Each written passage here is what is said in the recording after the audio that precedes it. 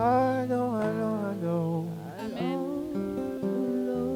Bien-aimé, si tu es content d'être dans la présence de Dieu, je veux que tu l'applaudes.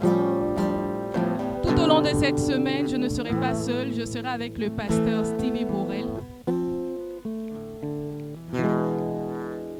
qui a la lourde charge d'annoncer nos émérites, orateurs, nos docteurs de la loi, de la parole. Merci, pasteur Mawa. Bonsoir tout le monde. Nous bénissons le Seigneur qui nous fait la grâce d'être là encore ce soir et nous sommes très honorés parce que ça fait pratiquement une semaine, ça va être la deuxième, que nous assistons à un séminaire assez puissant, assez éloquent, animé par nos papas. Sans plus tarder, je voudrais également honorer nos papas qui sont là, en tête de quel Papa Daddy. Nous voulons dire bonsoir à papa. Est-ce qu'on peut claquer les doigts s'il vous plaît? Voilà, c'est notre façon de nous à dire que nous sommes là, nous sommes présents.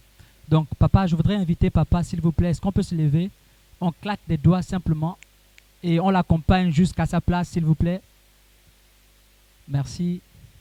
Merci, papa. Voilà. Nous bénissons le Seigneur. Pouvez vous rasseoir? Nous voulons également saluer maman la royale. Maman, sois bénie. Merci. Gloire à Dieu. On peut se rasseoir? Alors, bonsoir chers téléspectateurs, bonsoir chers internautes, d'où que vous soyez, quoi que vous fassiez, sachez que nous sommes très honorés de vous savoir aussi connectés, nombreux. Et au-delà de tout ce qui va se faire et qui va se dire ici, nous voulons que vous preniez un bloc-notes, vous preniez votre stylo et que vous soyez prêts à noter toutes les questions qui vous passeront à l'esprit. Et n'hésitez pas de les publier sur le direct, donc en commentaire, il y a des personnes qui sont là pour éventuellement prendre vos questions. Alors ce soir, nous avons une thématique assez particulière. Déjà, il faut rappeler que nous sommes dans le mois de la filiation. Nous sommes dans la semaine de l'angéologie, de la généalogie. C'est un thème extraordinaire. Et ce soir, nous allons aborder la problématique de l'égrégore de la généalogie. L'égrégore de la généalogie. Donc, sans plus tarder, je vais me tourner vers mon papa. Et papa, bonsoir encore. Très honoré d'être là. Sois salué, Merci. Stevie. Merci, papa. Très honoré. Alors, donc, nous voulons d'entrée de jeu, comme ça, savoir... Papa, qu'est-ce que c'est que l'égrégore? Pour beaucoup, c'est un mot, peut-être pour la première fois, ils entendent, donc ils voudraient savoir qu'est-ce que ça veut dire égrégore. Ok, très bien. Alors, l'égrégore veut dire famille, tout simplement. Famille, c'est la manière la plus simplifiée de définir ce mot. L'égrégore veut dire famille. C'est le nom d'une équipe, d'une famille, l'égrégore. En fait, c'est l'énergie que cumule l'ensemble des membres d'une famille pour atteindre une vision. Mais ce n'est pas seulement cette énergie qu'ils cumulent qui fait qu'on appelle ce cercle égrégore, mais c'est surtout les points en commun. Et en général, la loi de l'attraction est basée sur le point en commun, d'où le terme compatibilité dans une famille. Alors, ce sont des personnes qui sont compatibles et qui, en étant associés, réussissent par les mêmes idéologies, si vous voulez, par ce qu'ils ont en commun à atteindre leurs objectifs. Donc, ils réussissent facilement à atteindre leurs objectifs à cause de leurs points en commun. C'est ça qui donne l'égrégore. Merci, papa.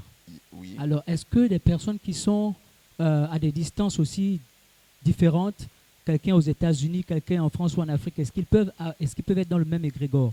Oui. Si oui, comment cela peut se manifester? C'est le but même de l'égrégore, parce que dans le système de l'égrégore, plus il y a du monde dans un égrégore, plus l'énergie devient puissante. Parce que le système d'égrégore puise son essence même dans notre monde. Et dans notre contemporain, aujourd'hui, qu'on le veuille ou pas, les idéologies sont reçues avec excellence grâce à l'audimat, si vous voulez, grâce à l'applaudimètre. Donc, l'égrégore recherche qu'un plus grand nombre adhère. S'il n'y a pas de grand nombre qui adhère, l'égrégore a tendance à mourir. Donc la famille grandit quand plus de personnes adhèrent. Donc peu importe la distance, au contraire même c'est la distance qui favorise un égrégore. Donc il y a l'égrégore christique, donc des chrétiens. Il y a la famille musulmane, donc leur égrégore. Les bouddhistes, c'est un égrégore. Voilà. Et plus il y a du monde à des distances, plus cela augmente l'énergie, donc l'existentiabilité de l'égrégore. C'est-à-dire, c'est ce qui fait qu'ils existent. Donc, on peut être très loin et appartenir à un égrégore. Merci, papa. Alors, nous allons ajouter le deuxième mot parce que ce soir, nous abordons le thème l'égrégore de la généalogie.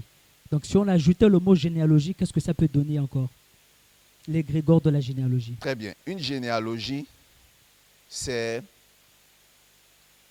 l'affiliation, c'est-à-dire la généalogie, c'est l'ensemble, l'alignement des générations d'une famille, depuis les aïeux jusqu'au dernier né. Donc, c'est ce qu'on appelle une généalogie. Donc, l'égrégore d'une généalogie, bon, le thème même, c'est l'angéologie de la généalogie. L'égrégore d'une généalogie, c'est-à-dire, dans notre famille, nous ne sommes pas appelés à prendre la même direction.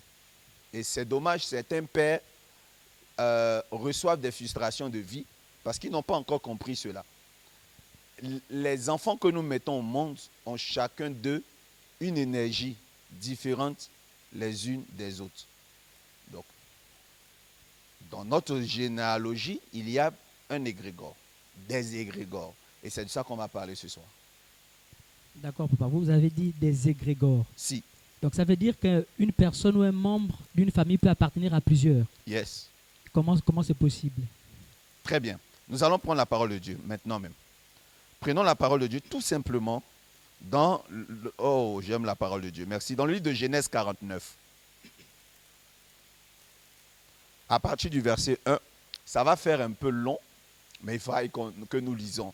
Et je sais que ce qui est initié à ce séminaire, on utilise le premier jour pour définir le reste de la semaine par un discours ou, si vous voulez, une prêche. Donc, je vais me servir de quelques minutes qui me sont données. Combien déjà? 5 minutes. OK, pour lire. Je crois que ça peut faire l'affaire. Donc, vous voyez dans le livre de Genèse 49, on parle des 12 tribus d'Israël. Donc, les 12 enfants de Jacob qui constituent Israël. Il dit, la Bible dit, Jacob appela ses fils et dit, assemblez-vous et je vous annoncerai ce qui vous arrivera dans la suite des temps. Rassemblez-vous et écoutez, fils de Jacob. Écoutez Israël, votre père. Il parle à son premier fils l'aîné. Il dit, au verset 3, il dit, Rouben, toi, mon premier-né, ma force, les prémices de ma vigueur, supérieur en dignité et supérieur en puissance. Impétueux comme l'eau, tu n'auras pas la prééminence, car tu es monté sur la couche de mon père. Amen. Voilà, de ton père. Mais je veux me baser sur la nature de son fils. Il dit, tu es impétueux comme l'eau. Amen. Amen. Donc, on retient que le premier fils est impétueux comme quoi? Comme l'eau. Il dit, Siméon et Lévi, leurs glaives sont des instruments de violence. Donc, il prend un objet pour les comparer. Il dit, ils sont des glaives. Amen. Et comme je sais que j'ai 5 minutes, je vais prendre rapidement des axes. On ne va pas prendre tous les fils. Ils sont 12, c'est trop long. On a Judas qui est le plus célèbre. Il dit que Judas, tu recevras les hommages de tes frères. Ta main sera sur la nuque. Verset 9, il dit, Judas est un jeune lion. Est-ce qu'on est d'accord pour ça? Comment on a dit? Judas est un jeune lion. Et il y a un autre de ses fils à qui il dit, tu es comme la vigne. Et à un autre, il dit à Issachar, tu es un âne robuste. Voici, il compare son enfant à un animal. C'est bon ou pas? Au verset 17, il dit, Dan sera un serpent. C'est bon ou pas? Il dit, Aser produit une nourriture excellente. Donc, on compare Aser à un cuisinier. Que le nom de Dieu soit béni. Amen. Il dit, Benjamin, tu es un loup tu chasses le soir et tu ramènes ton gibier à ta famille. Tu chasses et tu ramènes ton gibier le soir. Donc, vous comprenez que chaque enfant est comparé à un animal ou à un personnage. Donc, c'est quoi l'égrégore d'une famille? Dans une famille, chaque leader a une mission sur terre. Donc, je le répète. Amen. Amen. Dans une famille, j'espère qu'on m'a entendu, hein, et mon animateur, non? Vous m'entendez? Ok, on nous C'est entend. bon, on nous entend. Super. Chaque famille a un avatar. Aujourd'hui, pour toute la semaine et pour l'avenir, nous allons retenir des thèmes. On a retenu déjà le vocabulaire égrégore. On est d'accord? D'accord. On a donné la définition de généalogie. Mais ici, j'aimerais qu'on retienne quelque chose. On va parler de avatar. Un avatar. Vous savez, dans la naissance des réseaux sociaux, il y avait ce qu'on appelait le login. Donc, quand on veut s'inscrire sur un groupe, un blog, on donne un pseudonyme qu'on appelle le login. Maintenant, on te demande de mettre une photo de profil. La photo de profil était appelée autrefois un avatar. On est d'accord? Comme on a dit. Et sur Facebook, tout ce que vous avez comme profil est un avatar. Quand ce n'est pas réellement votre visage. Et donc, vous voyez, il y a des personnes qui mettaient une fleur. C'est ce qu'on met souvent comme photo, image, correspond à notre esprit. Il y a des gens qui mettent un aigle, d'autres mettent du miel, certains mettent une rose pour dire ils sentent bon, mais ils sont aussi des épines qui peuvent faire mal. C'est ce qu'on appelle un avatar. Il y a des personnes qui s'identifient à des lions. C'est ce qu'on appelle un avatar. Et chaque enfant de Jacob avait un avatar. Juda, son avatar était quoi? Le lion. Benjamin, son avatar était quoi? Un loup. Nous sommes très heureux d'accueillir dans ce salon Papa Lange. Merci. Très content de te retrouver. Merci, je crois que nous avons le réflexe. Est-ce qu'on peut encore le faire, s'il vous plaît? Très content de retrouver Papa Lange, bienvenue.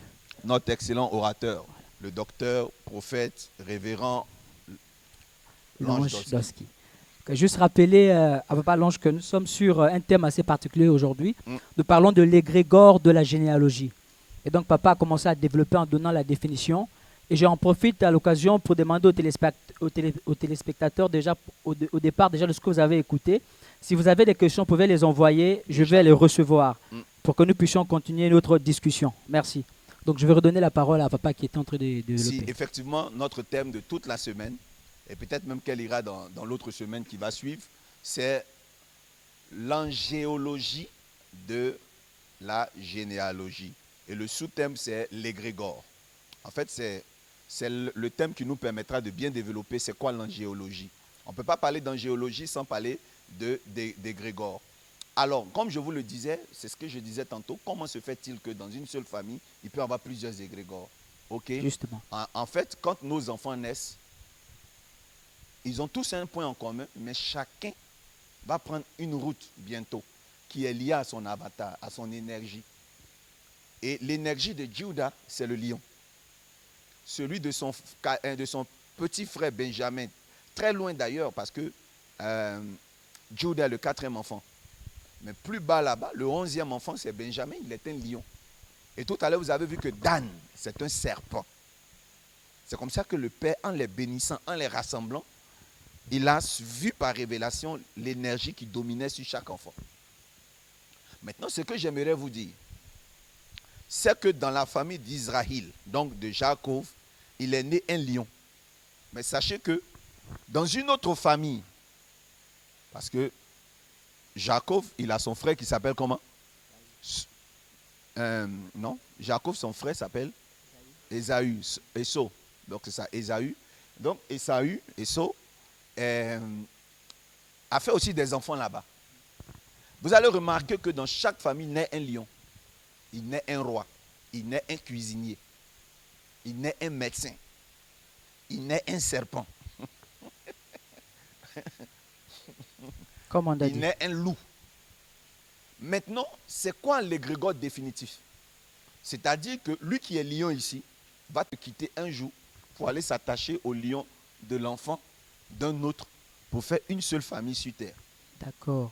Donc, ce qui fait de nos parents des véhicules pour nous mettre sur terre seulement. Je ne sais pas si on se comprend. Si, très bien. Et donc, nos parents, donc le ventre de notre mère demeure un vaisseau spatial par lequel tous les égrégores du monde vont venir sur terre. Come on. Je ne sais pas si on se comprend. Très bien. Très bien. Et donc, Pourquoi Dieu crée des égrégores? Je vais vous expliquer.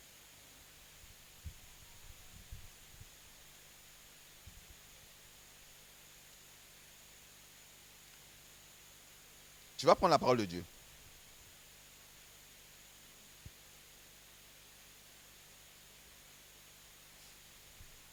Vous allez prendre la parole de Dieu dans le livre de 1 Pierre 5.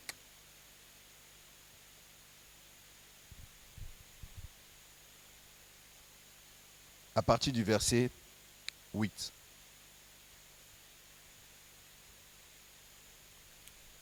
Je peux lire?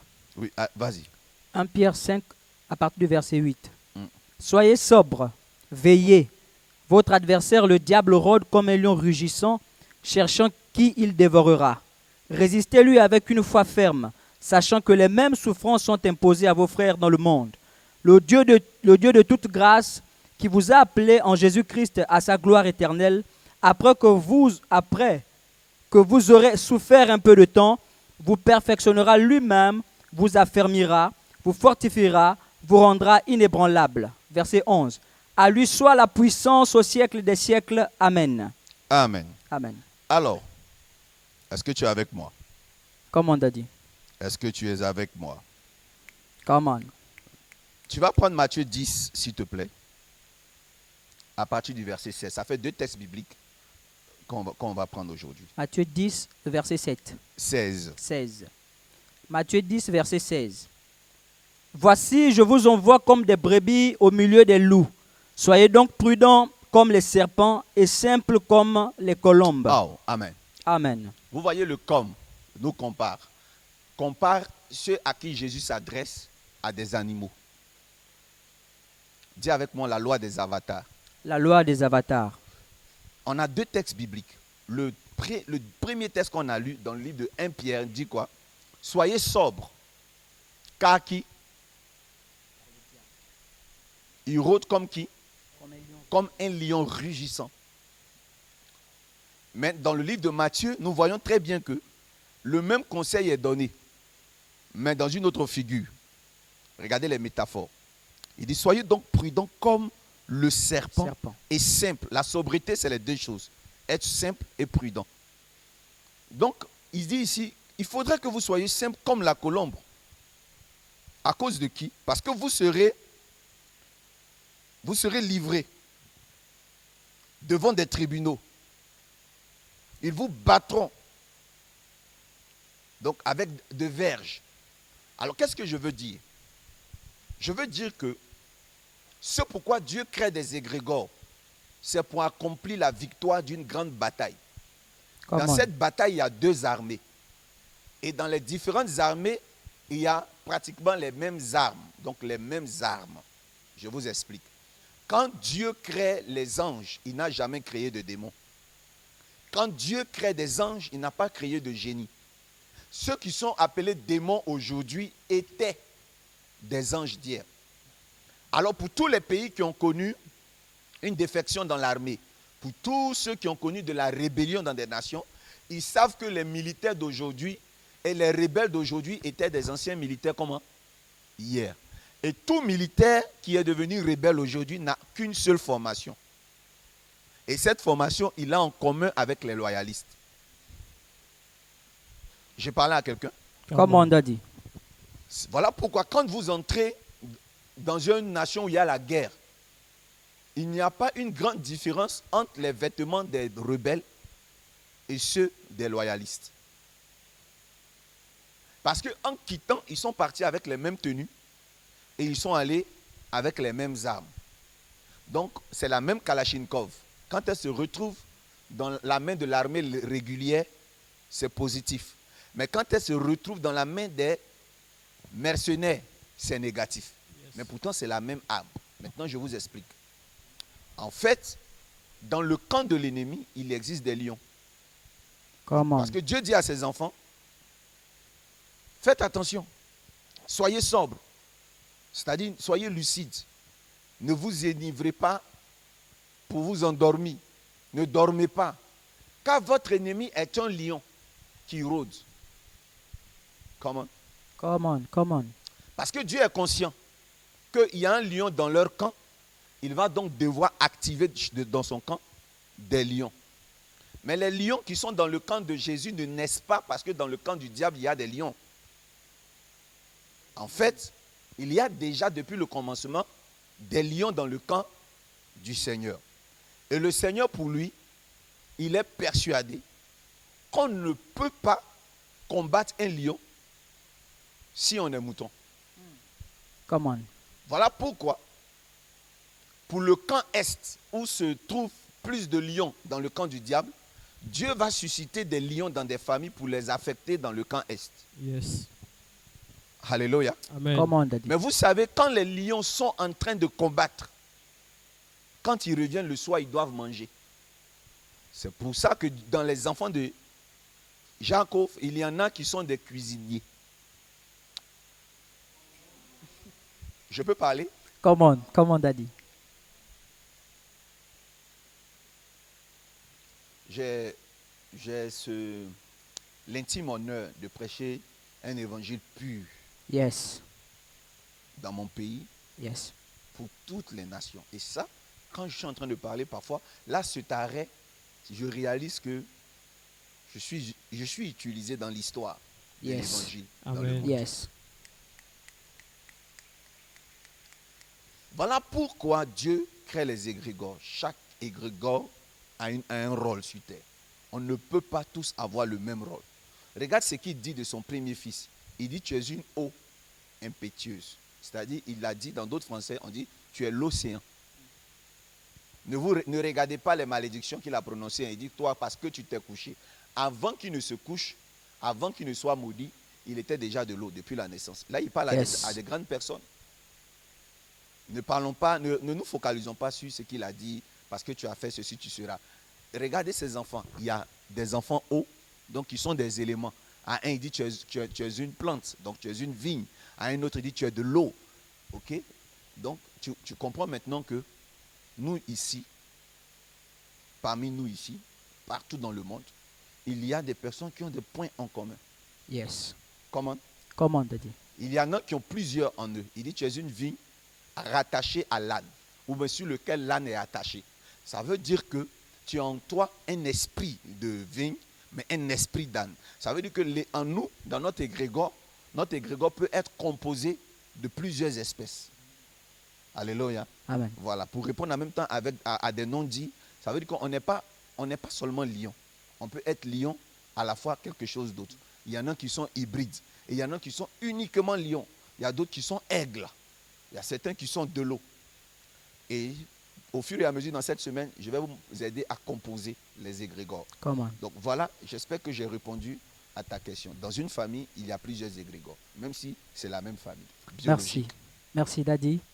Alors, avant que je me tourne vers Papa Lange, je rappelle à ceux qui sont connectés, s'il vous plaît, partagez le direct, invitez des amis à se connecter, parce que je crois que ce que nous sommes en train d'entendre ici, c'est du lourd, et nous voulons le partager aux autres. Donc, je me tourne vers Papa Lange pour la même question. Qu'est-ce qu'on peut retenir de l'égrégore au regard de ce que Daddy a déjà dit, l'égrégore de la généalogie? Alors, Shalom, je suis très content de vous retrouver. Merci. Pour faire bref, qu'est-ce qu'on peut retenir au regard de tout ce que Daddy vient de dire? Mais Yes. je dirais tout. Il faut retenir tout ce que Daddy vient de dire Yes. en quelques minutes. Et c'est justement ce que nous allons essayer en une semaine d'étayer. Mais il faut le savoir, notre Dieu est un Dieu de diversité.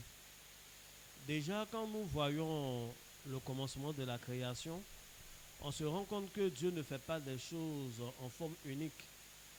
Pour éclairer l'homme, il fait le soleil, il va faire la lune. En plus de la lune, il va faire même des étoiles. Déjà, pour ne serait-ce que Adam lui seul, un individu, il fait plein d'espèces d'arbres différentes. Des arbres fruitiers, des arbres qui ont des tubercules, etc. Il va faire sortir 4 fleuves, des pierres précieuses d'une diversité incroyable. Jusqu'à aujourd'hui, malgré toute la science que l'humanité a, on n'a pas fini de découvrir les pierres précieuses. On continue. Il Yes. fait un océan hautement riche. Donc, de toutes les façons, Dieu est un Dieu de diversité. Quand nous parlons des astres, tous les astres sont des astres, mais il y a plusieurs étoiles plusieurs constellations. Même dans la même constellation, il y a plusieurs types d'étoiles. Les éclats ne sont pas les mêmes. Ce que je voudrais dire, c'est que ce qui est vrai pour ce qui est visuel, pour ce que nous voyons, l'est aussi pour des choses spirituelles. Yes. J'ai l'habitude de dire ce qui est sur la terre est comme ce qui est en haut. Amen. Amen. Donc, c'est un thème qui est d'actualité. Je ne vais pas ajouter plus que ça à ce que Daddy a dit. Dieu, il nous connaît depuis longtemps. Il savait que les gens allaient venir discuter pour dire cette histoire de généalogie, des histoires d'appartenance à des familles spirituelles. C'est peut-être que l'Ancien Testament, parce que le verset que Daddy a pris de Genèse, c'est bien l'Ancien Testament. L'histoire de la Bible commence par des histoires de généalogie, mais quand nous venons dans le Nouveau Testament, l'histoire du Nouveau Testament commence aussi par des généalogies. Le premier mot de Matthieu, c'est généalogie. Donc, la vie que nous vivons est une vie qui se fait dans un contexte familial. Contexte familial normal, je veux dire biologique, mais aussi contexte familial spirituel. Et il est très important de savoir à quelle famille spirituelle on appartient, quels sont les symboles, quelles sont les choses qui se pratiquent. Quelqu'un veut dire, je termine, quelqu'un va dire sûrement, je n'ai pas besoin de connaître tous ces détails, moi je connais Jésus, ça suffit. Non, c'est exactement comme ça que Ésaü, le frère de Jacob, a raisonné, et puis finalement, il n'a pas eu le droit d'aînesse. Parce qu'il ne connaissait pas sa famille spirituelle. Il ne savait pas les réalités de sa famille spirituelle. Il a perdu le droit d'aînesse. Il a perdu. Aujourd'hui, on ne dit pas le Dieu d'Ésaü, on dit le Dieu de Jacob.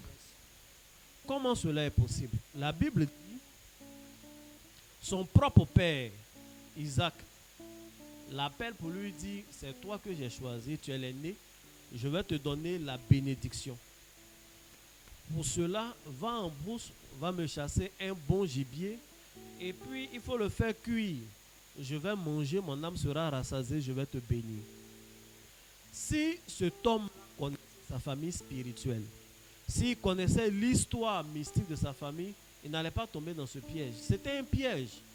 Parce que dans la famille d'Isaac, Isaac c'est le fils d'Abraham. À aucun moment, le Dieu qu'ils suivent, l'ange de l'Éternel qui s'est révélé à eux, n'a jamais demandé un animal qui vit en brousse. Chaque fois qu'il a fallu faire un sacrifice dans leur généalogie, dans leur lignée, il fallait prendre un animal domestique pour faire le sacrifice. Come on, yes. Donc, s'il avait l'histoire, s'il connaissait réellement l'appartenance, il n'allait pas aller perdre son temps en brousse. Même Isaac, son histoire, le jour où son père a voulu le sacrifier, ils sont allés en brousse, en pleine brousse, sur une montagne pour le tuer. Finalement, Dieu lui dit, ne le tue pas. Et il ne le tue pas, il obéit, l'ange de l'Éternel prend sa main. Mais il regarde en pleine brousse là, qu'est-ce qu'il trouve? Il trouve un bélier. Ça ne m'aurait pas étonné s'ils avaient trouvé une gazelle parce qu'ils étaient en brousse. Ça ne m'aurait pas étonné s'ils avaient trouvé un lièvre, un animal quelconque de brousse. Même en pleine brousse, Dieu a exigé que ce soit un animal domestique. Donc ce Ésaü là, quand on lui dit va en brousse, va me chercher peut-être un sanglier, s'il connaissait son appartenance en mystique, son appartenance familiale, spirituelle, il ne serait pas allé. Et nous connaissons la fin de l'histoire. Il est allé, son frère a pris un animal domestique et on sait qu'il y a eu la bénédiction. Donc c'est très important de suivre tout ce qui sera donné pour que tu saches qui tu es. Il est très important de suivre cela. Merci. Est-ce qu'on peut claquer comme ça? Gloire à Dieu. Merci beaucoup. Alors j'ai une question qui me taraude l'esprit, mais je vais d'abord me tourner vers le pasteur Mawa. Est-ce que nous avons des questions des internautes? Donc, entre-temps, alors, papa, est-ce que, voici ce que je retiens, l'égrégore, c'est l'ensemble des énergies et des idées cumulées de plusieurs personnes vers une croyance bien définie. Est-ce que c'est possible de trahir son égrégore?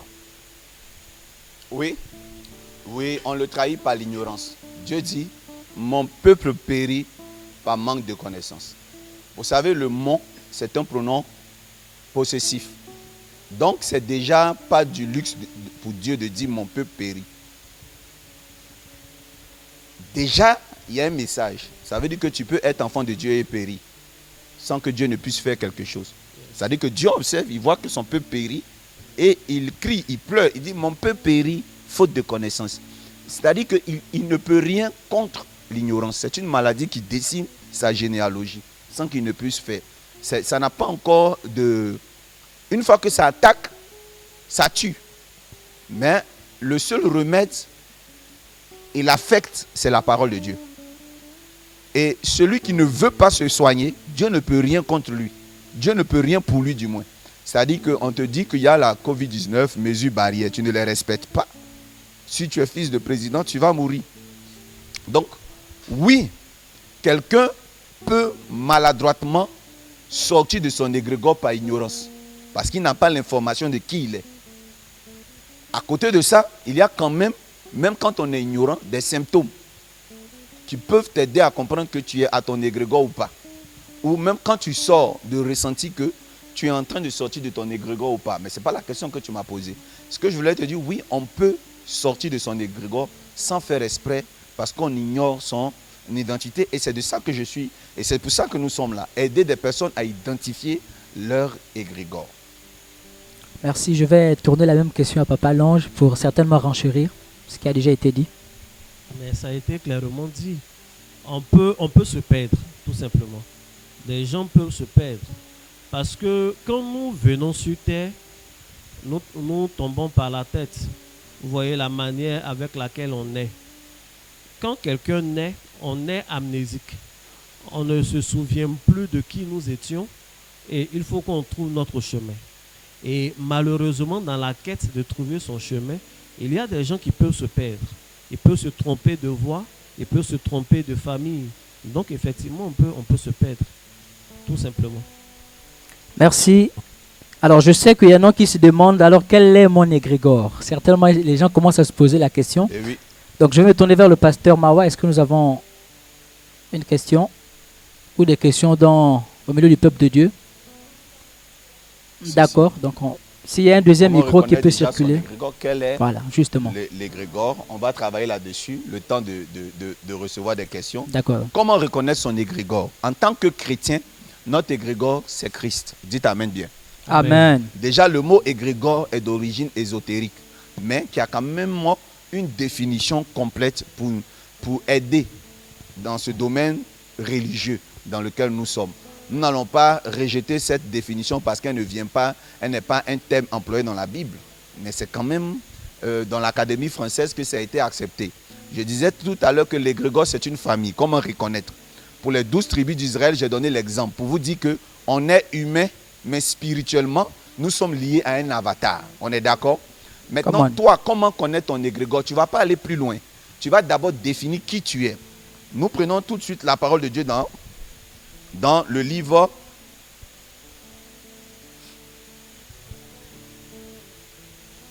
de Jean 1. Nous allons lire.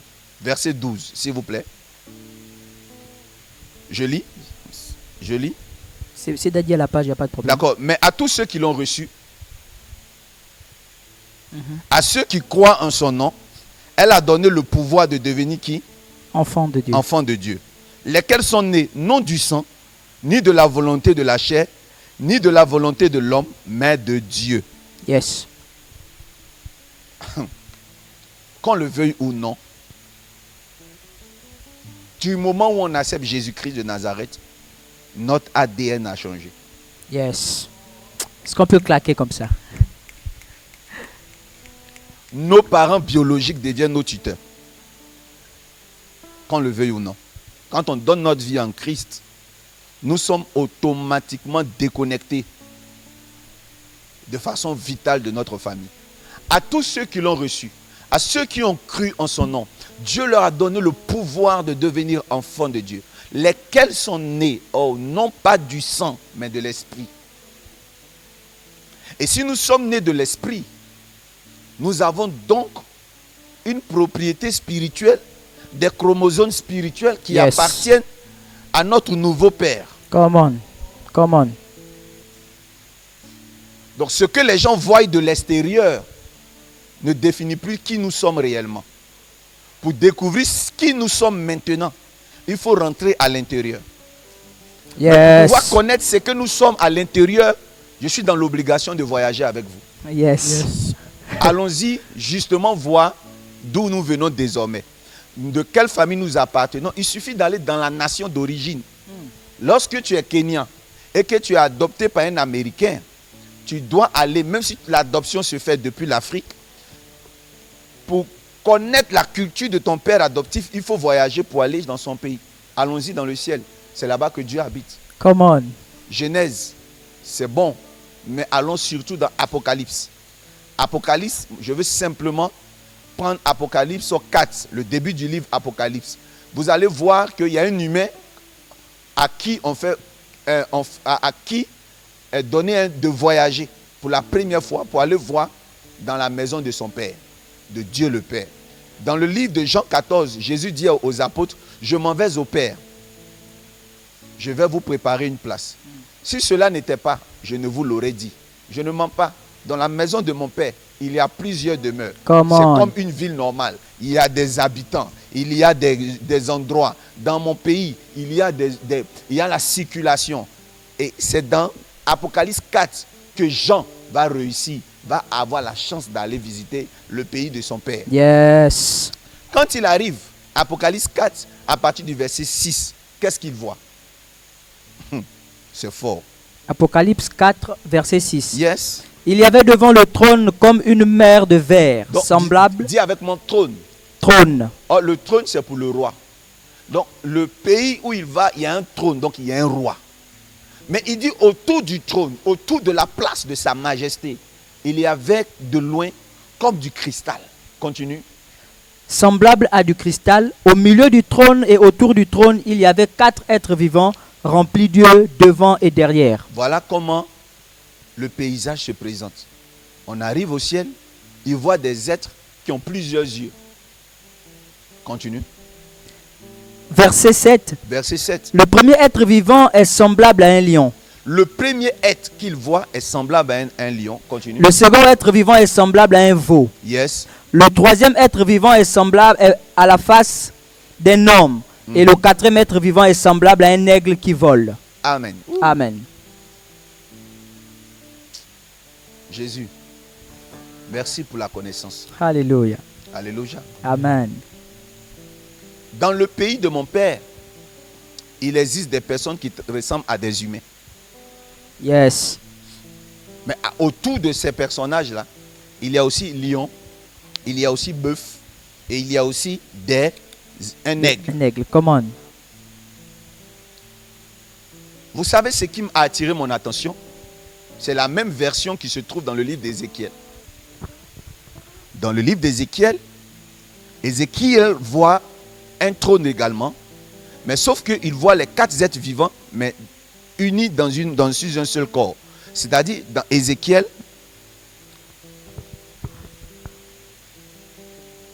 il voit un trône, et au pied du trône, il voit un être qui a 4 têtes. Un en lion, un en bœuf, humain et aigle.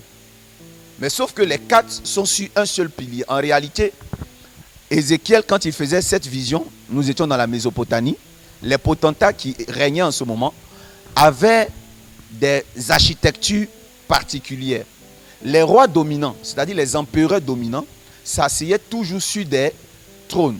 Et sur le trône se trouvait l'emblème des nations. Quand vous allez par exemple en Égypte, Pharaon s'assoit sur un trône. Et sur le trône, nous voyons ce qui domine dans le pays. Ici en Côte d'Ivoire, le président Oufoué a vu qu'en Côte d'Ivoire, il y avait des hippopotames, il y avait des rhinocéros, il y avait l'éléphant. Mais qu'est-ce qu'il va utiliser comme emblème du pays? C'est l'éléphant. Les Congolais, ils ont utilisé le léopard. Les Égyptiens, ils ont trouvé le fennec. Là, c'est un seul symbole qui suffit pour un drapeau. Mais à l'époque, il fallait prendre quand même les 4 créatures principales qui dominaient dans la nation. Chez Dieu, on voit que les 4 êtres qui sont sur les pieds, sur chaque pied du trône où il s'assoit, sont lion, aigle, humain, bœuf. Donc quand tu tournes, tu les vois. En réalité, qu'est-ce que signifient ces 4 êtres? Dans le règne du Seigneur, écoutez-moi bien, il n'existait autour du trône, il n'existait pas 4 êtres vivants. Il en existait plus. La preuve, il dit, il voyait au milieu du trône et autour du trône Vous voyez, quand on fait l'allemand, l'accusatif et le datif, je crois que c'est dans le datif, il y a douche, für, gegen. Douche, für, gegen. Une, entlang bis, plus, accusatif. Je vous explique. Comment on a dit? Je vous explique. Yes. Für, on vous dira, für veut dire autour. C'est ça? Aller vers, en faisant le geste. C'est bien l'allemand. Parce que c'est riche en verbes d'action et en mots qui expliquent l'action. Il y a douche, il y a für. Donc, on peut placer un arbre. Je crois qu'en anglais aussi, il y en a, non? Quand on fait le tour. Pour dire le tour de l'arbre, il y a un nom. C'est around, c'est ça?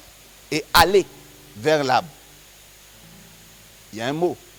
Et gravité à l'intérieur, il y a un mot. Ce qui est important que vous sachiez, c'est que Dieu dit dans sa parole par Jean que j'ai vu des êtres à l'intérieur et autour. Mais pour qu'on puisse dire autour, il faut plusieurs éléments. Mais là, il cite 4 éléments. Quand il dit j'ai vu des éléments à l'intérieur et autour. Et après cela, il cite seulement que 4. Donc dites-moi, le cercle était fait par combien? C'est clair que ce n'est pas par les 4 éléments. Parce que pour qu'il y ait de présence à l'intérieur, on doit soustraire des 4 éléments. Est-ce que je peux dire des choses plus simples? Come on. De façon plus simple. Il dit que j'ai vu à l'intérieur et autour 4 êtres vivants. C'est déjà pas scientifique. Parce que quand on entend autour, on ne pense pas tout de suite à 3 êtres qui entourent. Et un à l'intérieur. Il dit j'ai vu des êtres à l'intérieur et j'en ai vu à l'extérieur. Donc ce qui est à l'intérieur est au pluriel. Donc considérons qu'il y en a 2 à l'intérieur. Les 2 autres à l'extérieur ne peuvent pas être, 2 personnes ne peuvent pas être autour. En tout cas, chez les Allemands, pour qu'il y ait des personnes autour d'eux, c'est insuffisant. Il faut plusieurs. Maintenant, ce que je tiens à vous expliquer, en réalité, les 4 êtres vivants étaient la représentation des êtres qui composaient le paysage spirituel. Donc, il existait ce qu'on appelle la famille des lions. Il existait aussi ce qu'on appelle la famille des bœufs et la famille des humains et la famille des aigles. Aujourd'hui, nous disons que le roi de tous les mammifères carnacés, carnivores et canidés, c'est qui? C'est le lion. Et le roi des airs, c'est qui? C'est l'aigle. Donc en réalité, l'aigle représente tous les oiseaux qui existent dans le spirituel. Le lion représente tous les carnivores et les carnacés. Donc à chaque fois que vous allez voir lion, c'est qu'on parle aussi de loup. Donc dans la famille de Jacob, il y avait quoi? Des lions. Il y avait aussi quoi? Les aigles. Des loups. Non, si. Quand tu regardes très bien dans la famille de Jacob, Judas est lion. Benjamin est quoi? Est loup. Mais tu vois aussi qu'il y avait la famille des herbivores. On vous parle de qui? De l'âne. Donc ça veut dire quoi? Ça veut dire que dans le ventre de Jacob, il y avait les 4 êtres vivants qui étaient représentés. Que Dieu soit béni. Comment? Quand nous naissons, quand nous venons sur terre, nous avons la nature divine.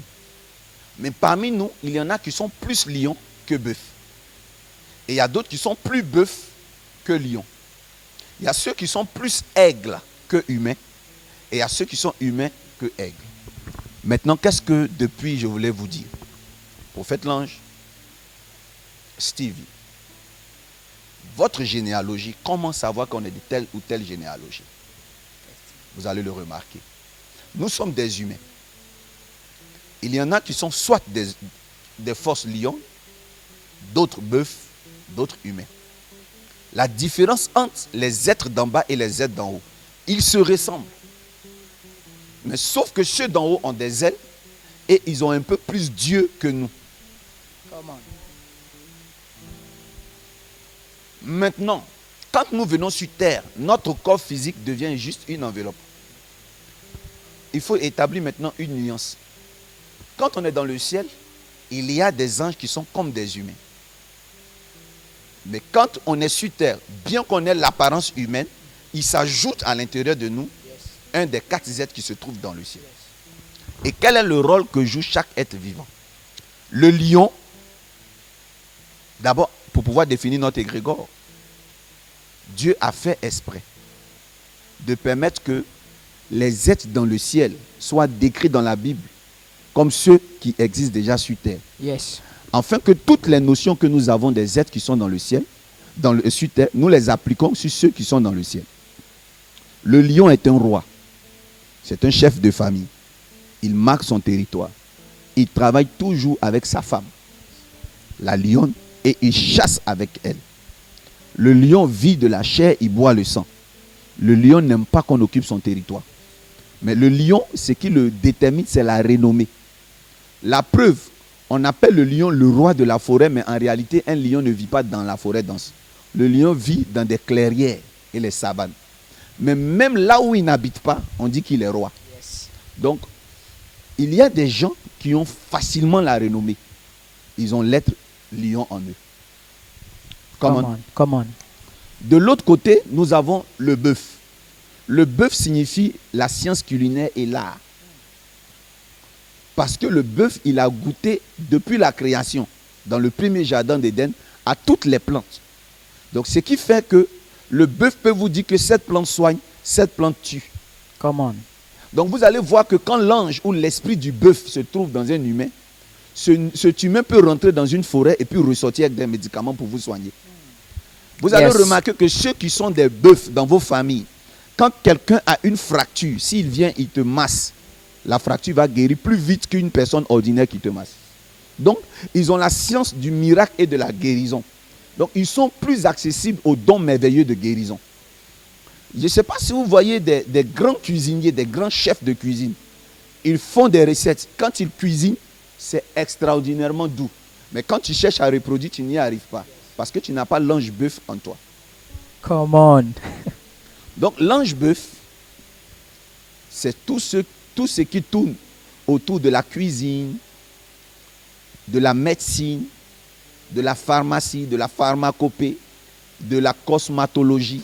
C'est-à-dire ceux qui réussissent à vous faire des produits cosmétiques pour rajeunir la peau. Ceux qui ont cette intelligence-là, sans être à l'école, de faire des produits pour que vous guérissez, c'est de la famille des bœufs. Maintenant, il y a les humains. L'humain, c'est qui? On ne peut pas expliquer à un chien, à un lion, ni à un bœuf, ni à un aigle, comment on fabrique un avion. Il ne te saura pas. Il ne connaît pas comment on fabrique un lion. En fait, l'humain représente la technologie. Souvent, vous avez des enfants de 8 ans qui vous font des calculs mentaux. Ils sont très forts. C'est l'ange humain. L'ange humain, c'est l'ange de la technologie. L'ange humain, c'est l'ange de l'architecture. Quand on dit un architecte, c'est un humain. Parce que les lions ne construisent pas de maisons, les bœufs non plus. Même quand les oiseaux fabriquent des nids, on ne peut pas comparer à l'architecture d'un humain. Donc, ce sont les humains qui sont architectes. Et ce sont les humains qui sont polyglottes. J'ai duré aux États-Unis, mais je ne parle pas anglais. Et pour parler anglais, parce que l'ange qui est en moi, il est sauvage. Mais par contre, il y a des personnes qui ont l'ange humanoïde en eux. Quand elles arrivent dans une famille, elles peuvent parler letini vite. Yes. C'est vrai que je l'ai dit avec humour, mais moi je ne catch pas vite letini des gens. C'est pas possible. Si je parle ton letini, ce n'est pas prophétie. Et donc, ton enfant peut être polyglotte. Il parle plusieurs langues à la fois. C'est l'ange humain qui le caractérise. La deuxième chose, c'est que l'ange humain, c'est lui qui connaît la monnaie d'échange. Tu ne vas pas voir un lion prendre sa viande, aller donner à l'hyène en échange d'un os. Donc, tout ce qui est César, vous donnerez à César ce qui est à César. Tout ça, c'est un système humain. Le banquier est animé d'un ange humain, humanoïde. C'est les anges messagers, les anges polyglottes. C'est pour ça que quand Dieu veut parler à des humains sur terre, il prend parmi les anges humains pour venir leur parler parce que ce sont eux qui sont polyglottes. Mais il vous est déjà arrivé d'entrer dans une maison et de voir un ange qui vous regarde et fait il ne comprend rien. Non seulement il ne ressent pas un humain, ce sont des anges sauvages. Ils ne comprennent pas le français. Et il faut que ils vivent chez vous pendant longtemps pour commencer à comprendre ce que vous disiez. Et même pour qu'ils puissent parler français, c'est possible chez les anges animaux. mais c'est au fur et à mesure ou par la permission de Dieu. Tout ce que je suis en train de vous expliquer, je suis en train de vous dire que tous ces êtres-là sont en chaque humain sur terre. Et si toi, la dominance en toi est l'ange lion, tu ne pourras pas durer assez longtemps dans une famille aigle. Si il y a en toi l'égrégore bœuf, tu ne pourras pas durer trop longtemps dans une famille lion si tu n'es pas canalisé. Donc, dans un premier temps, ce que vous devez retenir, votre avatar détermine vers qui vous êtes attiré. Et pour mieux comprendre, je vais vous donner une propriété très réciproque à ce que je viens de vous enseigner. L'incompatibilité dans des couples vient de là. Come on. Vous allez remarquer qu'un homme a aimé, un homme qui a le tempérament lion, a aimé une femme bœuf. Il ne peut pas aller chasser avec elle. Elle aime rester à la maison, elle aime faire la cuisine. Elle aime la paix. Je vais vous expliquer. Il y a des femmes qui sont des réèmes. Et dans le monde humain, je veux faire un compliment. Toutes les femmes qui sont réèmes, ce sont des femmes vivables. La Bible dit dans le psaume 23, et le psaume c'est le psaume 23, l'Éternel est mon berger, je ne manquerai de rien. Il me dirige vers des eaux. Ce sont des femmes qui aiment la paix. Une fois que l'eau devient trouble, elles ne sont plus heureuses. Malheureusement, certaines de ces femmes-là tombent chez des maris lions. Je ne sais pas si on se comprend. Très bien. Ils sont narcissiques, machos. Est-ce qu'on se comprend? Tout tourne autour d'eux. Je vais vous donner une information. Le lion, il rugit. Quand il rugit dans la forêt, ça déstabilise. Même quand l'antilope est en train de courir, il rugit pour déstabiliser les pas de l'antilope. Mais vous savez qui va en premier? C'est la lionne et les petits. Yes. En général, le lion est là. Quand il crie, c'est la lionne qui court avec les petits. Le lion est derrière tout doucement. Il crie ici. Tu vois? Mais c'est la lionne qui fait tout le travail. Donc les lions, ils sont des rois. Et les rois, leur atmosphère exige beaucoup de caprices. Donc, quand... Amen. Amen. Quand tu es bœuf, que tu as besoin que toute l'attention soit vers toi, ça sera difficile d'être avec le lion.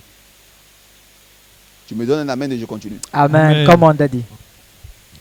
Et donc, à partir de cet enseignement, il est très bénéfique d'ailleurs. À partir de cet enseignement, Très vous pourrez bénéfique. comprendre l'incompatibilité entre des humains. Et Wow. l'incompatibilité dans des collaborations professionnelles. Wow. Que Dieu vous bénisse. Donc, Amen. je vais terminer. L'aigle, c'est la divination. Parce que l'aigle, c'est un oiseau qui voit en haut tout ce qui se passe. Vous voyez, tous les animaux qui sont dans une forêt, vous ne voyez pas le danger qui vient de loin. Leur vue est limitée. Par exemple, le faux de brousse, c'est l'aigle qui voit en premier. Ce sont les oiseaux qui voient en premier.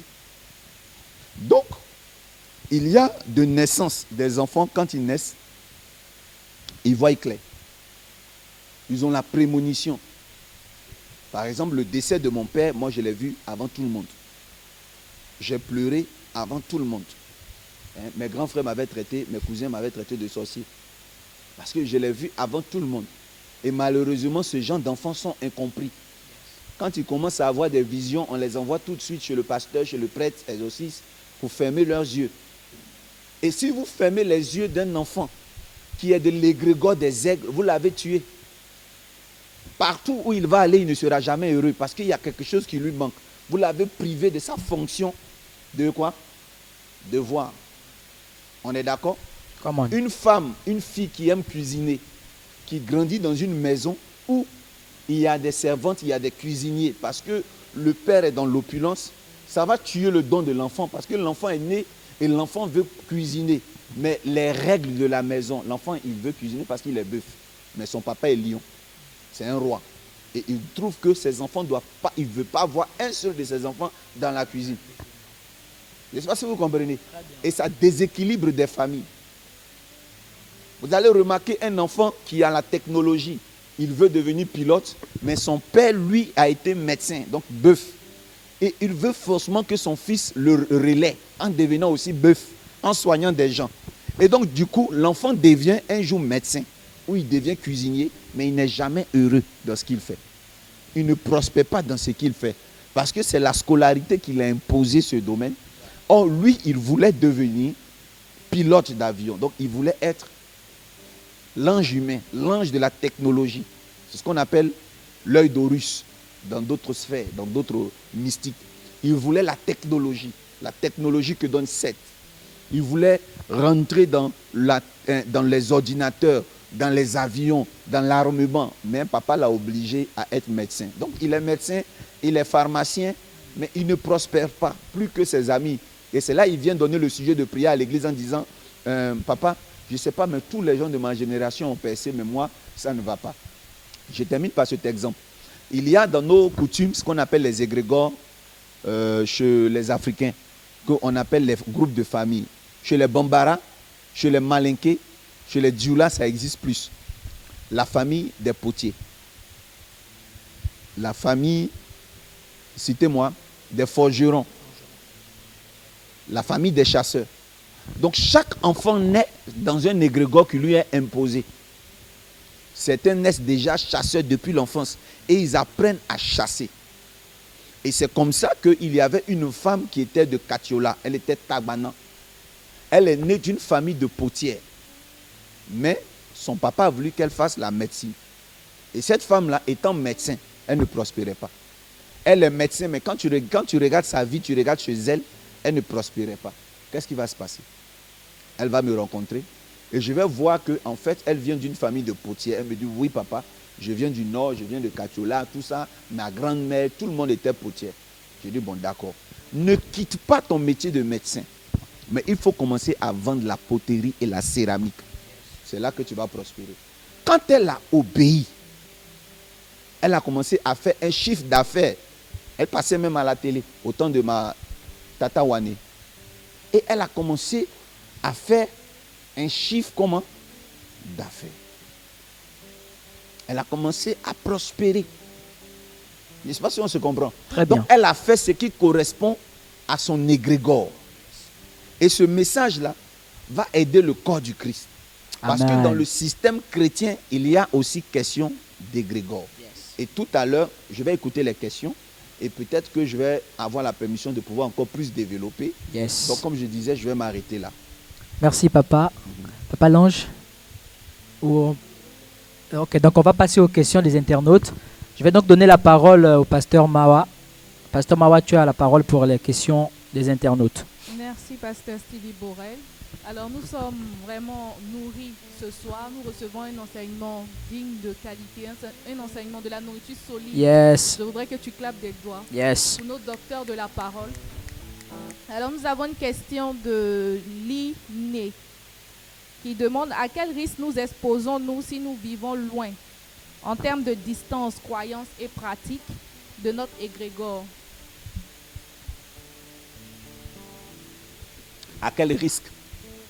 À quel risque Oui. on s'expose? Oui, on avait Vivons loin répondu de tout à notre l'heure. égrégore. Je crois que dans la fin, la question a été posée, je crois, avant même que je ne termine. C'est ce que j'ai dit, non? Que si tu travailles comme médecin, donc quel est l'ange qui est lié à la médecine? L'ange bœuf. Et qu'en réalité, tu fais partie des anges humanoïdes, donc technologie, tu risques de ne pas prospérer. Le premier risque, c'est le manque de prospérité. Le sentiment qu'on aura, c'est l'ennui. On est dans quelque chose, mais qui ne nous va pas. Amen. Amen. Alors, ce que je tiens à préciser, puisque les autres jours, ça sera développé par les prophètes, c'est qu'il n'y a pas seulement 4 familles d'égrégores.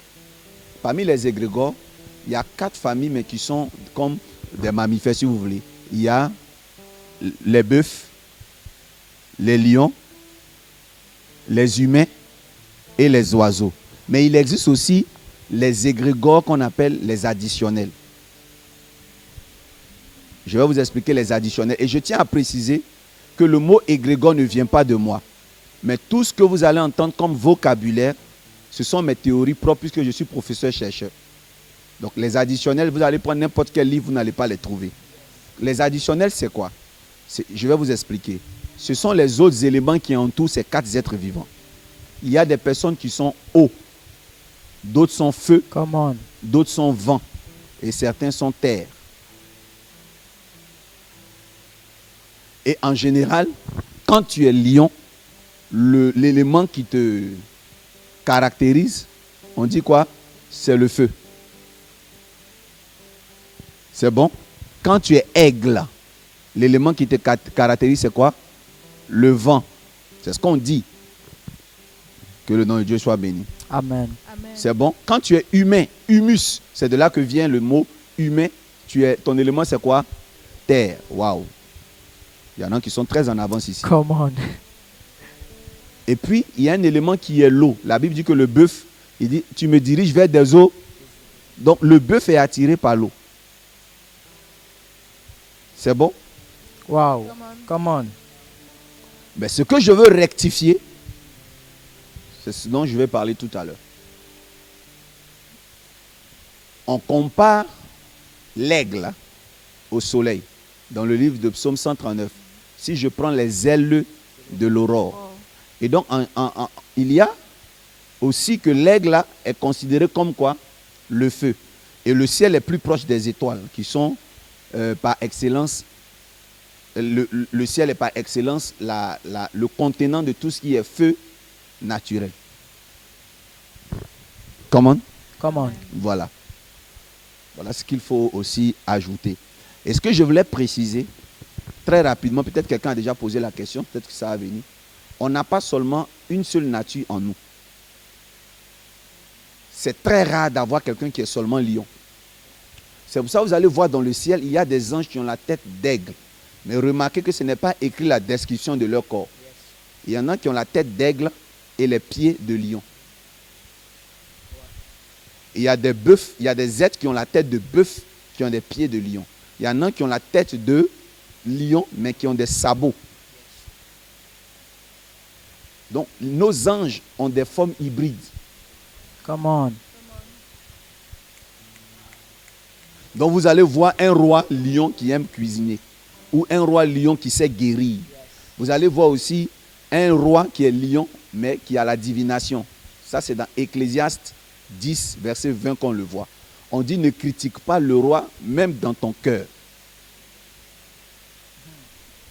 Pour la simple raison que si tu pars dans ton cœur, il est un aigle pour pouvoir savoir ce que tu as dit. Yes. C'est pour ça aussi que la Bible dit, mais depuis quand Saül prophétise, bien qu'on l'ait consacré roi, il avait aussi la faculté d'être prophète. Donc ça veut dire que les deux entités sont hybrides en lui. Cet enseignement peut paraître de loin comme étant de la nourriture très solide, mais je vous assure que ce n'est pas solide. C'est du léger pour vous.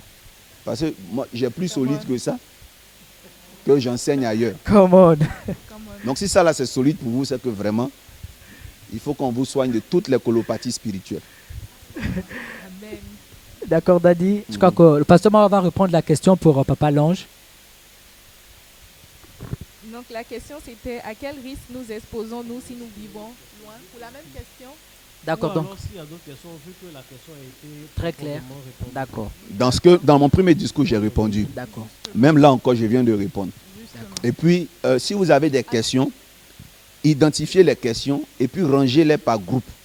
D'accord. Si vous voyez qu'on a déjà répondu, vous n'êtes pas obligé de quand même les poser parce que vous les avez reçues. D'accord. Pasteur Mawa, est-ce qu'on a d'autres questions des internautes? On a une question. Moi, personnellement, j'ai une question. Papa, vous avez dit que nos anges pouvaient être hybrides. Oui. J'aimerais savoir, lorsque nous avons la connaissance, par exemple, d'avoir l'ange bœuf et l'ange lion, par exemple, en nous, et qu'il y a certains anges que nous n'avons pas, est-ce qu'il y a une possibilité de se connecter à ces anges-là également, de posséder ces anges? Très bien. Nous sommes au début de l'information. Pour le moment, on vous donne des définitions générales. Maintenant, je vais vous parler de ce qu'on appelle la mission. Ton égrégore a une mission. Soit de rejoindre les membres de sa famille, ou soit de renforcer la force d'un autre type d'égrégore. Tout à l'heure, j'ai parlé d'incompatibilité. On est d'accord? Parce que si je suis le feu, que je marie une femme qui est eau, qu'est-ce qui va se passer? Le feu est mal à l'aise dans la présence de l'eau. Mais le feu n'est pas mal à l'aise dans la présence de l'élément terre, ni de l'élément vent. Parce que le feu se répand par le vent. Donc on dit que les deux là vont ensemble. Parce que ils se complètent. Donc pour répondre à sa question, quand on dit se regrouper par égrégore, ne veut pas dire qu'on est obligé de marcher tous quand on est lion. Est-ce qu'on se comprend? Très bien. En fait, le but de l'égrégore, c'est d'accomplir des destinées. Donc, si Dieu voit qu'une destinée va s'accomplir grâce à la fusion de deux égrégores, il peut permettre qu'ils se rencontrent quelque part un jour. Alors, je vais répondre à... Vous savez, c'est pas très aisé de tels séminaires parce que on a un thème, on n'a pas d'heure pour développer le thème. Donc, commencer introduction, développement et conclusion. Donc, on compte, on espère que dans les questions, on aura du contenu pour développer. Yes. Mais je ferai l'effort de réussir quand même à permettre qu'en ce jour d'ouverture, tout le monde soit servi. Donc, comme elle le disait, est-ce qu'il peut y avoir des compositions? C'est bien cela, non? Oui, papa. Voilà. Donc, la compatibilité dont je parle ne réside pas seulement dans le fait que deux égrégores de la même identité ou de même avatar s'unissent. Pour qu'il y ait joie et évolution, il faut que les égrégores là soient compatibles. Amen. Donc, l'égrégore qui est la famille feu peut se connecter à la famille air et à la famille quoi? Terre. Ce que je veux réussir à faire, c'est de ne pas m'éloigner des définitions. Et comment identifier mon égrégore? Les gens ont le plus besoin. Parce que je ne veux pas conduire dans des théories et puis les gens ne savent pas où ils sont situés. Et Yes. par quelle pratique pouvoir savoir qu'est-ce qu'on est. Déjà, nous allons parler du zodiaque pour pouvoir aider la question qui a été posée par le pasteur Mawa. Il y a ce qu'on appelle le zodiaque. Vous pouvez simplement vous fier au zodiaque pour savoir de quelle famille vous êtes. Si vos yeux ne sont pas ouverts pour vous voir dans des rêves votre forme spirituelle, vous pouvez regarder votre date de naissance. Il y a combien de signes zodiaques? Parce que les chrétiens nous ont dit que l'horoscope est satanique. Vrai ou faux? Vrai. Vrai. Dans le cartésien, écouter l'horoscope, c'est rentrer dans une divination qui n'est pas de notre égrégore chrétien. Mais le zodiaque, par contre, qui est utilisé par ce groupe ésotérique, n'est pas diabolique. Comme on a dit. Donc prenons la parole de Dieu dans le livre de Job.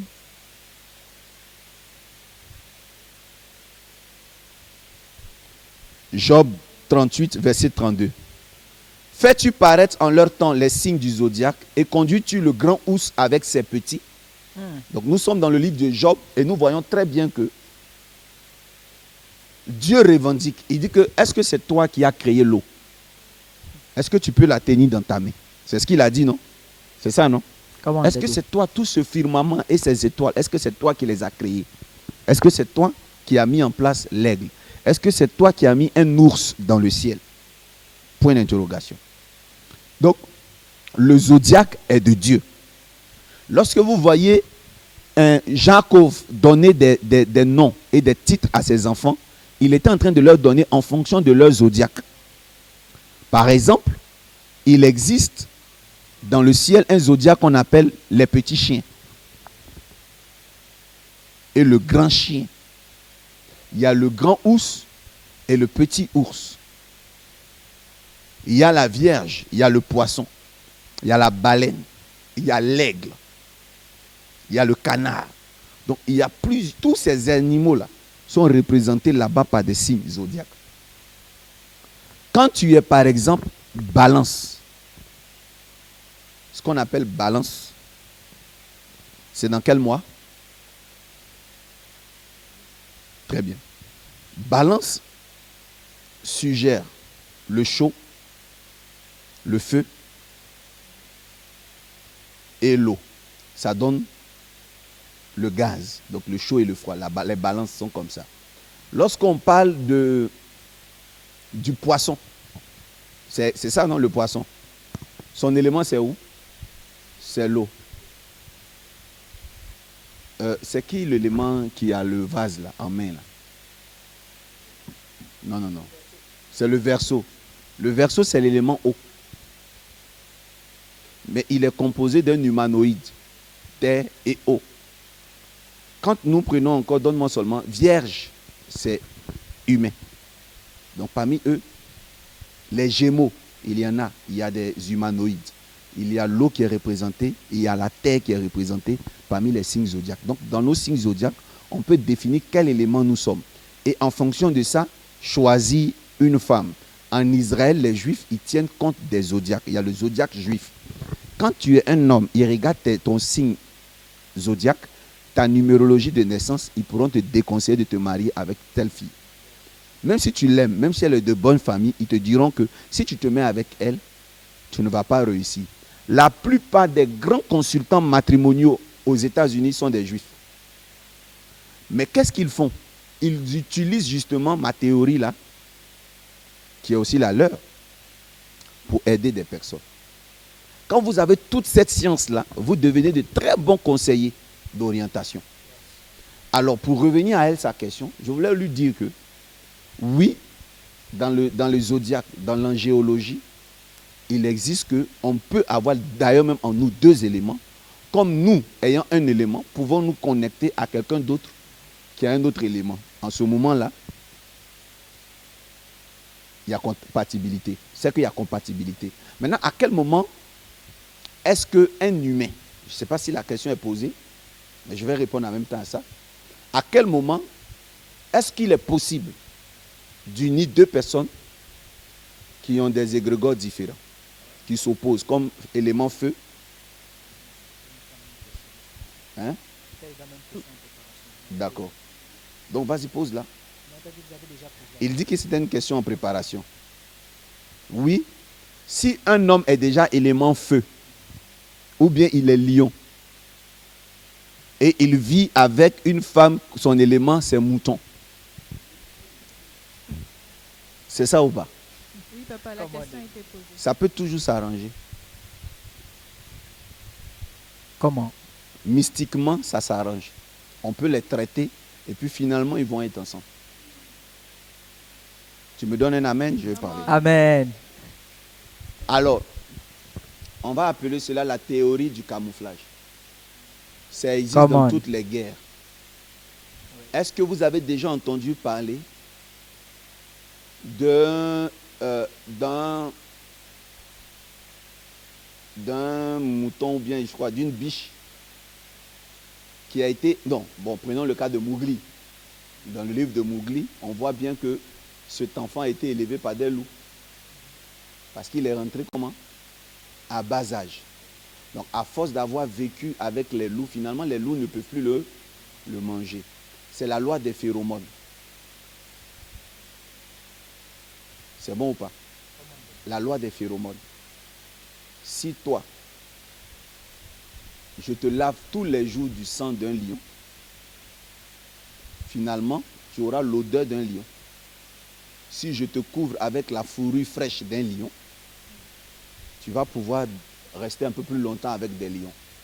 La plupart des grands dresseurs dans les cirques, comme dans les parcs, c'est ce qu'ils font. Ils tuent le mâle le plus fort d'une forêt. Ils le tuent, ils le sacrifient. Et ils dorment avec la peau fraîche pendant des semaines et des semaines. Pour pouvoir dominer sur tout le reste de la meute. J'ai vu ça dans plusieurs documentaires de science. Est-ce que vous comprenez ce que je suis en train de commencer? Très bien. Donc, de façon pragmatique, dans des sciences de la mystique plagiat, ça se faisait. Souvent, il y a des femmes, on a détecté qu'elles n'étaient pas heureuses dans leur foyer parce que l'esprit qui était derrière elles, cet esprit était incompatible à l'autre. Donc, qu'est-ce qu'on a fait? Ils ont utilisé des phéromones pour ajouter à elles ces phéromones pour que finalement, elles soient acceptées par ce dernier. Parce qu'il existe des hommes qui n'arrivent pas du tout à dormir avec leur femme. Il y a des hommes qui n'arrivent pas. Ils les aiment, mais une fois qu'ils sont proches, c'est difficile. Il existe par exemple des couples qui n'arrivent pas, c'est-à-dire ils s'aiment de loin, mais ils ne s'aiment jamais de proche. Il est possible qu'ils aient un problème d'égrégore. Et ça se traite. Je vais parler par exemple de la loi du pays où coule le lait et le miel. Tu vois l'abeille. Si tu t'approches d'une abeille pour prendre le miel, l'abeille va te piquer. Et qu'est-ce qu'on faisait à l'époque? Les apiculteurs répandaient d'abord sur leur corps du miel. Et il y a une autre famille qui, eux, ils utilisaient ce qu'on appelle la graisse de la reine des abeilles. Une reine des abeilles, ils prenaient ça, ils mettaient dans des produits et ils se frottaient. Ils se frottaient. Et quand ils approchaient les niches, il n'y avait pas cette réaction de guerre des abeilles. Ça, c'était les anciens apiculteurs dans le passé. Donc, il y a des prières. Je ne pourrais pas faire davantage de commentaires parce que voilà, notre temps est limité. Effectivement. Mais ils utilisent cela pour pouvoir pénétrer. Donc, on peut jouer avec les éléments pour aider quelqu'un à se maintenir dans son foyer. Si ton mari est le feu et que toi, tu es l'eau, quand tu es trop l'eau, on peut te faire des prières où on t'entoure avec énormément de feu pour prier, pour qu'il y ait un peu de compatibilité. Sinon, l'une des solutions, c'est cherche-toi, va là où il y a compatibilité. Merci, papa. Alors, le temps est très avancé. Je vais quand même regarder nos intervenants si on peut encore prendre une dernière question avant de vous donner la parole de fin pour aujourd'hui. Pasteur Mawa, est-ce qu'on a encore une question? Non, Ndedi a répondu à la majorité des questions, pour ne pas dire à toutes les questions de nos internautes. Alors, je rappelle que vous qui êtes en présentiel, vous pouvez également poser vos questions. Si vous avez des questions, vous levez juste la main. D'accord, merci Pasteur Mawa. Donc ceci étant dit, nous parlons également aux internautes. Continuez à envoyer vos questions. Beaucoup de choses ont été dites ce soir. Continuez à poser vos questions, même quand le live sera terminé. Envoyez vos questions. Nous allons les récupérer. Alors je vais donc donner à nos intervenants de donner leur parole, leur mot de fin. Je vais commencer à Papa Lange, qui voudrait dire quelque chose pour terminer, pour ce soir seulement. D'accord. Mon mot de fin sera vraiment bref. Vous savez, je demande à tous ceux qui suivent de suivre très bien, de réécouter la vidéo après, et puis de relire les versets qui sont donnés afin de s'imprégner totalement de ce qui est dit. Quand un enseignement est nouveau, il est très facile de le rejeter du revers de la main et dire que c'est diabolique. En le faisant, beaucoup de personnes ont raté la voie, le moyen que Dieu leur donnait pour leur propre épanouissement. C'est la première chose que je voudrais dire. La seconde chose, tout ce que nous disons, tout ce qui est dit, a des pieds dans la Bible. Le conseil que je veux donner à une personne, c'est ce que le philosophe a dit. Connais-toi toi-même. Et on ne peut pas mieux se connaître, on ne peut mieux se connaître qu'en demandant à celui qui nous a fait, c'est-à-dire Dieu. Donc, priez, demandez au Saint-Esprit de vous montrer qui vous êtes, etc. Mais au cours de ces enseignements que vous entendez, il y a beaucoup d'outils qui vous permettent de vous définir vous-même. Un seul point. L'une des méthodes que Dieu utilise très souvent pour nous montrer qui nous sommes, en général, ce sont les rêves. Les rêves, c'est le tableau de bord de la vie d'une personne. On n'a pas besoin d'être mécanicien quand on est dans un véhicule, il y a un voyant rouge allumé, on atteint un bip sonore, même si on ne sait pas exactement ce qui se manifeste, au moins on sait qu'il y a un problème. Tout de suite, on peut appeler un spécialiste qui viendra et qui saura ce qui se passe. Donc, à travers les rêves, il y a beaucoup de choses qui se passent. Il y a un jeune homme que j'ai rencontré qui souffrait beaucoup. Il souffrait parce qu'il faisait tout le temps des rêves où il était poursuivi et chaque fois, ses adversaires arrivaient à l'attraper dans le rêve, le tabassaient et les temps qui suivaient, tous ses affaires se bloquaient, il avait même des courbatures et autres. Je lui ai dit, mais pourquoi on arrive à l'attraper? Il dit parce qu'il n'est pas rapide. Quand il court, il est lourd, c'est compliqué, on l'attrape. Je lui dis, mais pourquoi il court dans ses rêves? Qu'il ne peut pas être rapide en courant, c'est que je vois il est de la nature de l'aigle. Donc quand on le poursuit, qu'il pense à ça et qu'il prenne un envol, qu'il vole. Come on. Il dit effectivement, certains de ses rêves, il vole. Il volait. Il volait. Mais son pasteur a dit qu'on vole, c'est la Il sorcellerie. a la capacité de voler. Sauf que même dans le rêve, il entend le formatage d'esprit qu'on lui a fait. Comme quoi, voler, c'est pratiquer la sorcellerie. Donc, il est obligé de courir. Et on l'attrape et sa vie est menacée. Voyez-vous, si un aigle essaie de courir ici, tout le monde peut se rendre maître de lui parce qu'il n'est pas fait pour courir. Donc, il y a certaines personnes qui ont cette capacité de voler dans leurs rêves, sans même qu'on prie pour eux. C'est déjà une indication de la nature.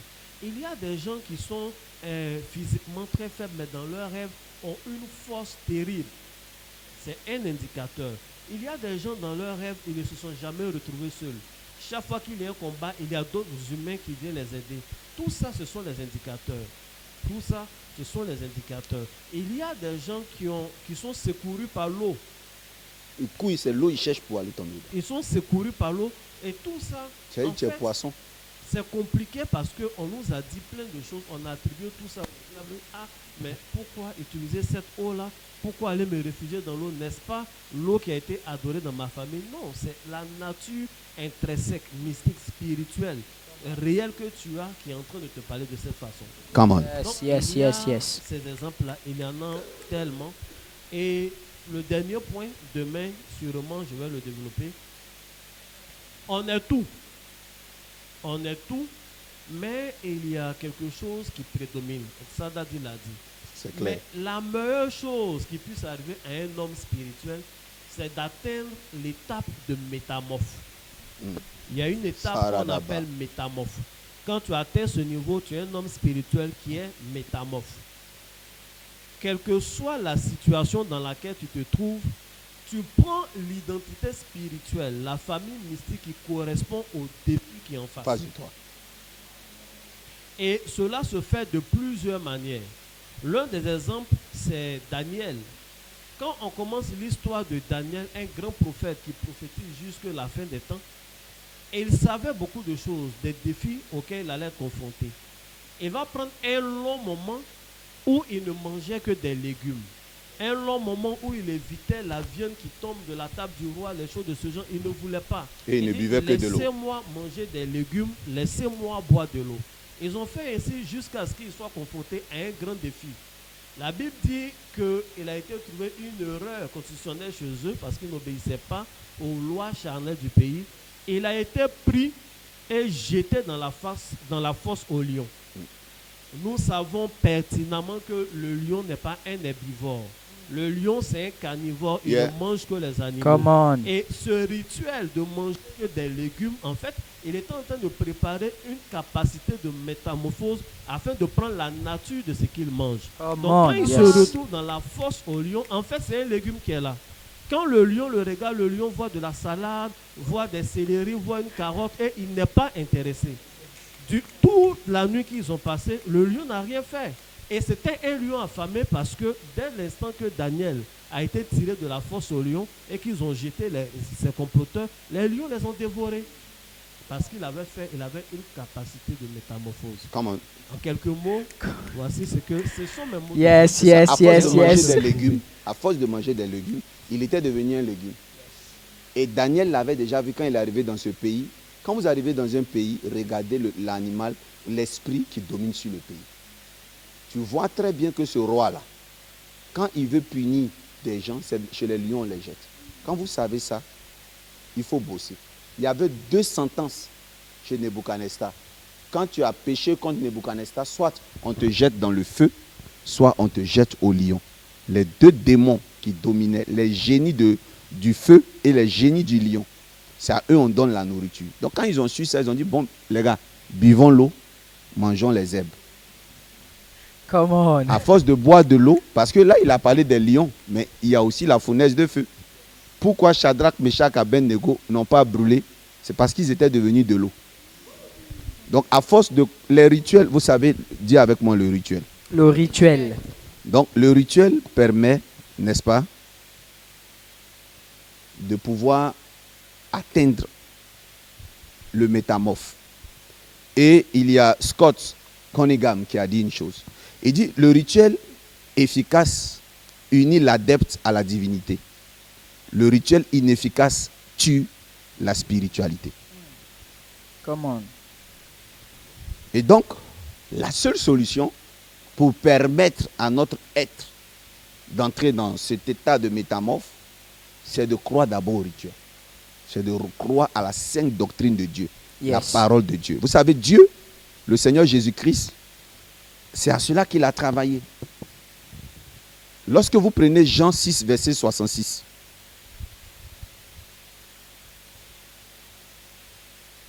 j'aimerais que ce soit quelqu'un qui prenne. J'aimerais qu'on fasse ça qu'on clappe pour le prophète l'ange. Jean 6. Verset 66. Jean 6, verset 66.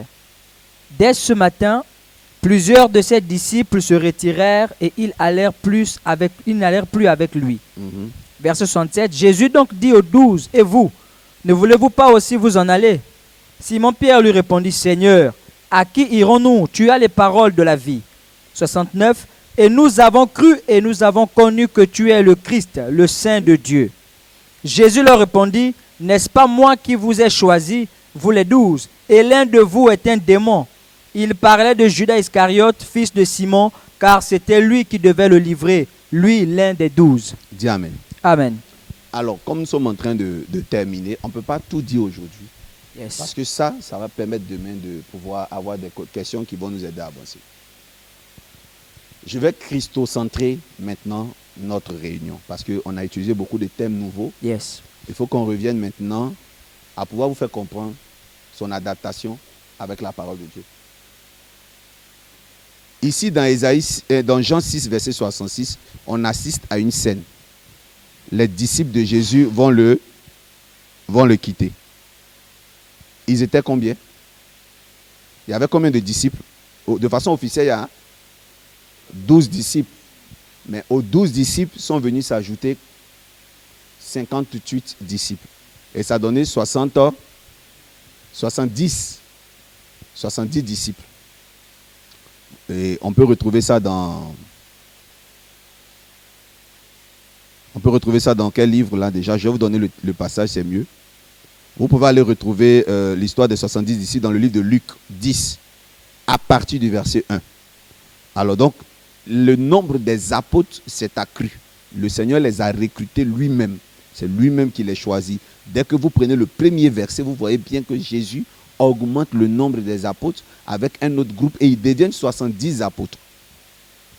Ce que je ne maîtrise pas, c'est est-ce que c'était 70 apôtres qui s'ajoutent aux 12 pour donner 82 apôtres. Mais une chose est sûre, le nombre s'est accru. Et un jour, Jésus-Christ va commencer à prêcher sur des choses bizarres. Il dit au peuple d'Israël que lui, il est le pain. Donc, un de ses avatars. Parce que, voilà les avatars de Jésus. Il est le pain, il est l'eau, il est l'agneau, il est le lion. Qui a compris ce que je suis en train de dire? Et il y a un autre avatar, il faut mieux faire des recherches pour voir. Il est l'aigle, il est l'oiseau. Parce que, quand il s'est baptisé, on dit, l'esprit est descendu sur lui sous une forme d'oiseau, donc de colombe. Donc ça fait partie des esprits qui étaient en Jésus. Mais chaque esprit avait une mission. L'agneau de se sacrifier, le lion pour la royauté, le pain pour nourrir, l'eau de vie pour sauver la femme samaritaine, etc., etc. Donc quand il dit qu'il est le pain qui est descendu du ciel, ça choquait les gens de là-bas. C'était comme du blasphème. Et parmi les apôtres, il y en a déjà que ça dérangeait que Jésus dise qu'il est la chair. Et certaines personnes, il a commencé à parler du royaume des cieux. Certains sont venus demander, mais comment nous on fait pour hériter ce royaume? Il dit, vous devez faire quoi? Vous devez manger quoi? Ma chair et boire mon sang. Et c'est là que la Bible dit qu'un groupe de ses apôtres l'ont quitté. Et il y a un groupe qui est resté. Et il demande à ce groupe, pourquoi vous n'êtes pas partis? Et ce groupe-là dit à Jésus, nous, où on ira sans toi? Parce que tu as les paroles de la vie. Tu as les paroles qui nous correspondent. Amen. Et quand Jésus finit de dire ça, il y a quand même un qui est resté. Il dit, c'est vrai que tous ceux qui ne me correspondent pas sont partis, mais il y a un qui est resté, il s'appelle quoi?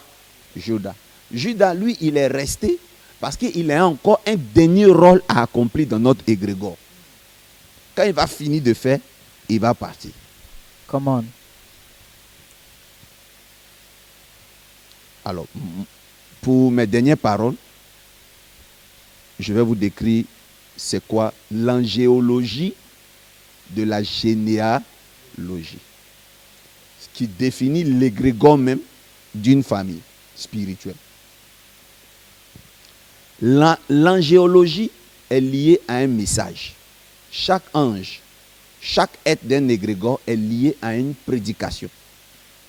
C'est ce qui lie les membres de la famille. Et comme je vous ai dit, l'égrégore veut dire quoi? Famille. Donc nous là, on s'aime et on choisit de ne jamais se quitter parce que nous sommes nourris par une nourriture que nous avons en commun. Quand Jésus dit que pour être comme moi, pour me suivre, et vous devez manger ma chair et boire mon sang, ceux qui sont partis ne sont pas du diable. Ceux qui sont partis ne sont pas des démons. Mais ils ne correspondent pas à la famille de Jésus. Dans la famille de Jésus, on mange la viande, on boit le sang, parce que l'entité dominante de leur famille, c'est le lion. Il s'appelle le lion de la tribu de Juda. Come on. Yes. Est-ce que je parle à quelqu'un? Come on, Daddy. Donc, c'est le lion. Si vous ne pouvez pas manger et boire le sang, vous ne pouvez pas me suivre. Alors, ce que vous devez comprendre dans ce séminaire, c'est accepter votre nature. Accepter votre nature permettra d'accepter le départ de ceux qui ne le sont pas. C'est-à-dire qui ne correspondent pas à votre nature. Qu'est-ce qui crée le déséquilibre émotionnel dans ce monde? C'est les départs, c'est les trahisons. Qu'est-ce qui crée la haine? Qu'est-ce qui crée la guerre? C'est tout ça. Qu'est-ce qui crée les échecs? C'est les mauvaises rencontres et c'est les mauvais départs. Pendant 21 jours, tout ce que vous allez apprendre va vous permettre de relativiser face à des rencontres et à des départs. Come on. Jésus-Christ n'a pas péché. Jésus-Christ n'a pas commis l'adultère. Jésus-Christ n'a pas commis la fornication, mais on l'a quitté. À plus forte raison, toi.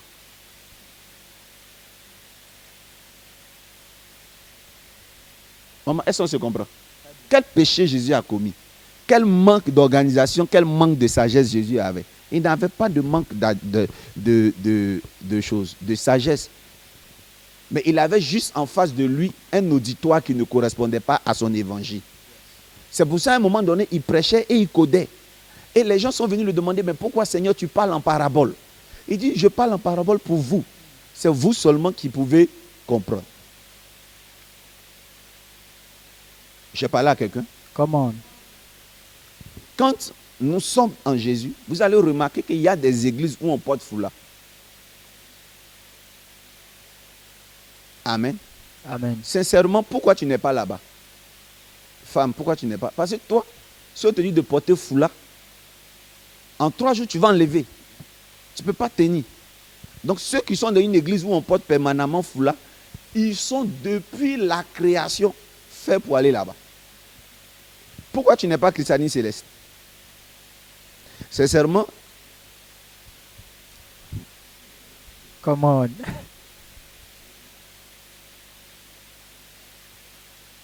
je veux bénir Jésus pour ma compréhension de l'évangile. Je suis allé à l'eau pour aller prier. Je suis allé avec ma famille, même on allait manger, se divertir. Et il y avait nos frères en Christ, un groupe de christianistes célestes qui sont venus le même jour que nous. Ils étaient tous pieds plats. Donc ils chantaient, nous on est venus les trouver.